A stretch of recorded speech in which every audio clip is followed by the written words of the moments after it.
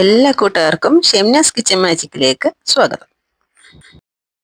എല്ലാവർക്കും വളരെ ഇഷ്ടമാവുന്ന ഒരു ഉള്ളിത്തീയലിൻ്റെ റെസിപ്പിയുമായിട്ടാണ് ഞാൻ എത്തിയിരിക്കുന്നത്. അപ്പോൾ ഈ പ്രാവശ്യത്തെ സദ്യക്ക് ഉള്ളിത്തീയൽ തന്നെയായിരിക്കും താരം.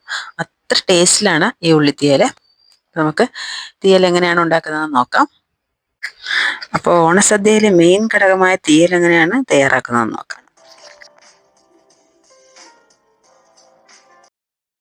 ഏകദേശം ഒരു 20 തൊട്ട് 30 ചെറിയ ഉള്ളിയാണ് ഞാൻ എടുത്തിട്ടുള്ളത്.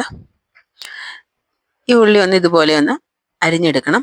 നീളത്തിലാണ് അരിഞ്ഞെടുക്കേണ്ടത്. ഒരു 4 അരിഞ്ഞാൽ മാത്രം മതി. ഇനി ഒരു മൺചട്ടി അടുപ്പത്ത് വെച്ച് 1 ടേബിൾ സ്പൂൺ വെളിച്ചെണ്ണ ഒഴിച്ചു കൊടുക്കുക. ഒരു 1/2 ടീസ്പൂൺ ഉലുവയിട്ട് ഉലുവ പൊട്ടുമ്പോഴേക്കും അരിഞ്ഞു വെച്ചിരിക്കുന്ന ഈ ഉള്ളി ഇട്ട് കൊടുക്കാം. ഇതൊന്ന് വാടി വരണം. ഇത് വാടുന്ന സമയത്തിനുള്ളിൽ നമുക്ക് ഇതുപോലെ ഒരു നെല്ലിക്ക വലിപ്പത്തിൽ വാളൻപുളി ചൂടുവെള്ളത്തിൽ ഇട്ട് വെക്കാം. കടായി അടുപ്പത്ത് വെച്ച് അതിലേക്ക് ഒരു 1/4 കപ്പോളം തേങ്ങ കൂടരുത്, പ്രത്യേകം ശ്രദ്ധിക്കണം. ഒരു 1/4 കപ്പോളം തേങ്ങ, കുറച്ച് കറിവേപ്പില ഇട്ട് ഇതുപോലെ ഒന്ന് വറുത്തെടുക്കാം. നന്നായിട്ട് വറുത്തെടുക്കണം. നല്ല മൂത്ത് നല്ല കളർ വരണം. 1/4 ടീസ്പൂൺ മഞ്ഞൾപ്പൊടി, പിന്നെ 1 ടേബിൾ സ്പൂണോളം മുളക് പൊടി, 1 ടേബിൾ സ്പൂൺ മല്ലിപ്പൊടി ഇതിട്ട് നമുക്കൊന്ന് ഇതുപോലെ ഒന്ന് നന്നായിട്ട് മൂപ്പിച്ചെടുക്കാം. ചെറിയ തീയിലിട്ട് മൂപ്പിച്ചെടുക്കുക. ഇനി ചെറിയൊരു ജാറിലേക്ക് ഇട്ട് കൊടുക്കുക. ചെറിയ ജാറിലിട്ട് നന്നായിട്ടൊന്ന് വെള്ളം തൊടാതെ അരച്ചെടുക്കണം. ഇനി ചെയ്യേണ്ടത് ഈ അരപ്പ് ഉള്ളിലേക്ക് ഇട്ടിട്ട് വെള്ളം ഒഴിക്കാതെ ഒന്ന് ചെറുതായിട്ടൊന്ന് മൂപ്പിച്ച് കൊടുക്കണം കേട്ടോ. അപ്പോൾ നമുക്ക് കളറിന് വേണ്ടിയാണ്, നല്ല കളർ കിട്ടും. ഇതുപോലെ ഒന്ന് മൂപ്പിച്ചതിന് ശേഷം പുളിവെള്ളം ഒഴിച്ചു കൊടുക്കാം. ഇനി ഒരു കുഞ്ഞി കഷ്ണം ശർക്കര ഇട്ട് കൊടുക്കാം. അഴുക്കൊന്നും ഇല്ലെന്ന് ഉറപ്പ് വരുത്തണം, എന്നിട്ട് ഇട്ട് കൊടുക്കാവുള്ളൂ. ഇത് ഞാൻ നേരത്തെ ഉരുക്കി വെച്ചിരുന്ന ശർക്കരയിൽ നിന്നാണ് ഒരു കുഞ്ഞി കഷ്ണം ഇട്ട് കൊടുത്തിരിക്കുന്നത്. ഇനി ഉപ്പിട്ട് കൊടുക്കാം. ഞാനിവിടെ കല്ലുപ്പാണ് യൂസ് ചെയ്യുന്നത്, അതുകൊണ്ടാണ് കേട്ടോ.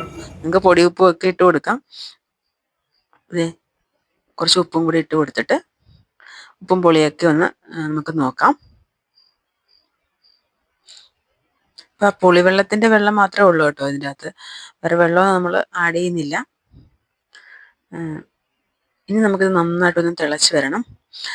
നന്നായിട്ട് തിളച്ച് ഉള്ളിവായിട്ടൊക്കെ നല്ല പുളിയൊക്കെ പിടിച്ച് നല്ല ടേസ്റ്റിൽ വരണം. അപ്പോൾ ചെറുതാക്കി വെക്കുക, തീ ചെറുതാക്കി വെച്ചിട്ട് തിളക്കാൻ അനുവദിക്കുക. നിങ്ങൾ ഈ പുളി പിഴിയുന്ന സമയത്ത് വേണമെങ്കിൽ കുറച്ച് കൂടുതൽ വെള്ളം ഉപയോഗിച്ചോ, അപ്പോഴേക്കും അത് വേവാനുള്ള വെള്ളം നമുക്ക് കിട്ടും. ഇനി ഇതേ നന്നായിട്ട് തിളച്ച് എണ്ണയൊക്കെ പൊങ്ങി വന്നിട്ടുണ്ട്. ഈ സമയത്ത് നമുക്ക് വറവിടാം. അതിനായിട്ട് 1 ടേബിൾ സ്പൂൺ വെളിച്ചെണ്ണയാണ് എടുത്തിരിക്കുന്നത്. പിന്നെ ഇച്ചിരി ഉലുവായും, നേരത്തെ നമ്മൾ ഉലുവ ഇട്ടിട്ടുണ്ട്, ഒരു 1/4 ടീസ്പൂണോളം ഉലുവായും, പിന്നെ വറമുളക് ഒരു 4 എണ്ണം, ഉണക്കമുളക് 4 എണ്ണം, തേങ്ങാക്കൊത്ത്, കറിവേപ്പില വീട്ടൊന്ന് വറുത്തെടുക്കുക. തേങ്ങാക്കൊത്തൊന്ന് മൂത്ത് വരണം കേട്ടോ, എന്നിട്ട് എടുക്കാവൂ. തയ്യാറായിട്ടിരിക്കുന്ന ഉള്ളിത്തീയലിലേക്ക് ഇട്ട് കൊടുക്കാം.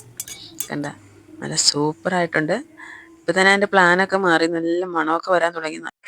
ടിപ്സ് ഓഫ് ദ വീഡിയോ എന്ന് പറയുന്നത്, തീയലിന് ഒരുപാട് തേങ്ങ യൂസ് ചെയ്യരുത്.